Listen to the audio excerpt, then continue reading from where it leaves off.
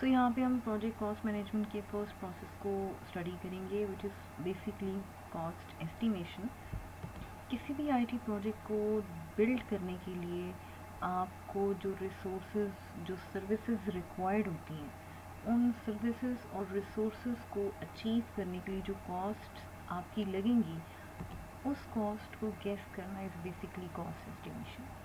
So according to the nature, according to the size of the project, आपका project manager जो है वो कुछ टेक्निक्स को यूज़ करते हुए प्रोजेक्ट की कॉस्ट को एस्टिमेट करता है। So you can say to make some guess that how much cost is use to build that project. This is called cost estimation.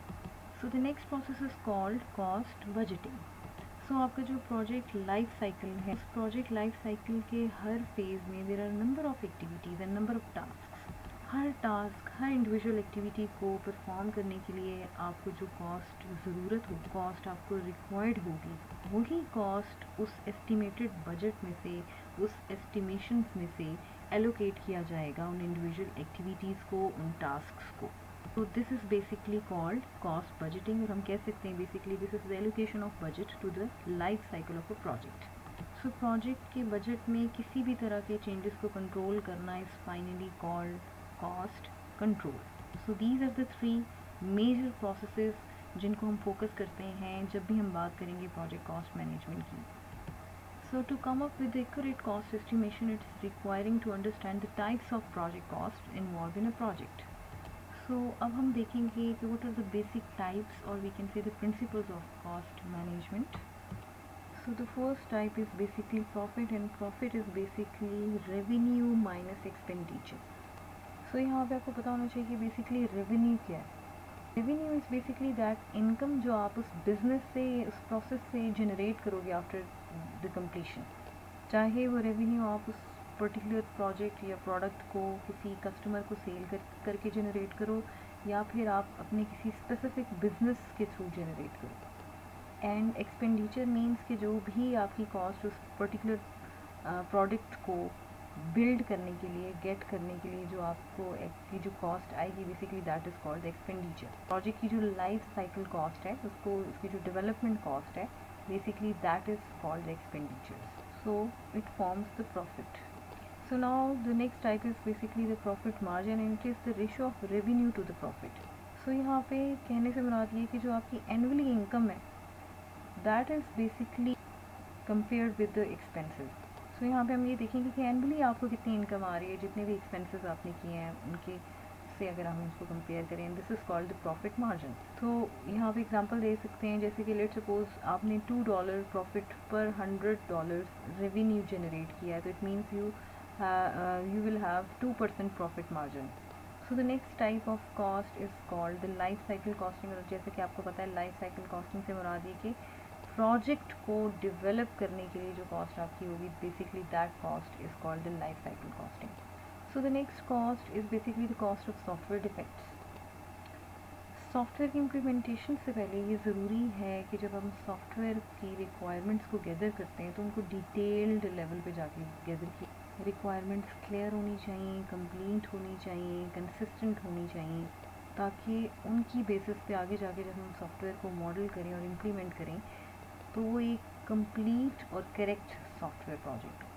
सो अगर हम रिक्वायरमेंट्स को ठीक तरीके से फोकस नहीं करते, कम्प्लीटली गैदर नहीं करते, या उनमें कोई प्रॉब्लम्स हम क्लियर नहीं करते, तो उनकी बेसिस पे जो प्रोजेक्ट बनेगा वो एक फेल्ड प्रोजेक्ट होगा।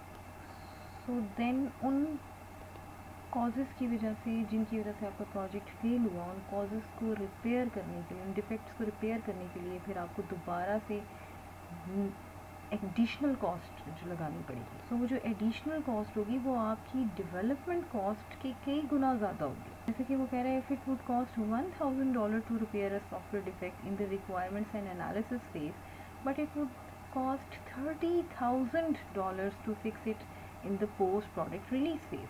सो यहाँ पे आप देख सकते हैं कि प्रोजेक्ट को स्टार्ट में जब रिक्वायरमेंट्स गैदर की जाती हैं और एनालिसिस फेज पे हमारी इतनी कॉस्ट नहीं आती जितनी कॉस्ट प्रोजेक्ट की कंप्लीट हो जाने के बाद, एरर्स के सामने आने के बाद उनको फिक्स करने के लिए आपको रिक्वायर्ड होगी। So the next type of cost is the direct cost, and the direct cost are basically the cost that can be directly related to producing the products and services of the project. तो project की जो services और product को produce करने के लिए जो cost आपको रिक्वायर्ड होगी that will be your direct cost. Just like जितने भी एम्प्लॉयज़ आपके उस प्रोजेक्ट पे काम कर रहे हैं उनकी सैलरीज प्लस हार्डवेयर और सॉफ्टवेयर की जो कॉस्ट आपकी आएगी प्लस जो टूल्स हैं आपकी उनकी जो कॉस्ट आएगी, basically that is the direct cost. तो इसी तरह हम ये कह सकते हैं जो इनडायरेक्ट कॉस्ट होती हैं वो कॉस्ट होती हैं जो डायरेक्टली रिलेटेड नहीं होती टू, अगर हम बात करते हैं प्रोजेक्ट की सर्विसेज और प्रोडक्ट से, but they are indirectly related to the performing the project. Like जैसे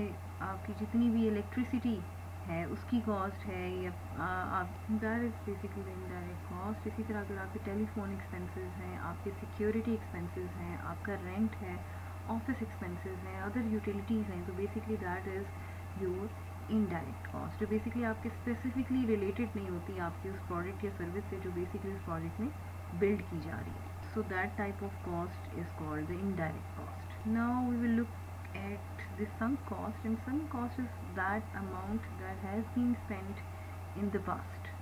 Like when deciding what projects to invest in or continue, you should not include sunk cost. Basically, sunk cost is that cost which you cannot recover.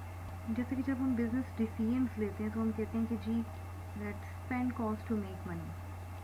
तो some cost basically आपकी वो cost होती है जो डूब चुकी होती है, जिसके बारे में आप इस फ्यूचर से रिलेटेड कुछ भी नहीं कह सकते कि ये आपको इन रिटर्न कुछ देगी, वो अमाउंट आप रिकवर नहीं कर सकते।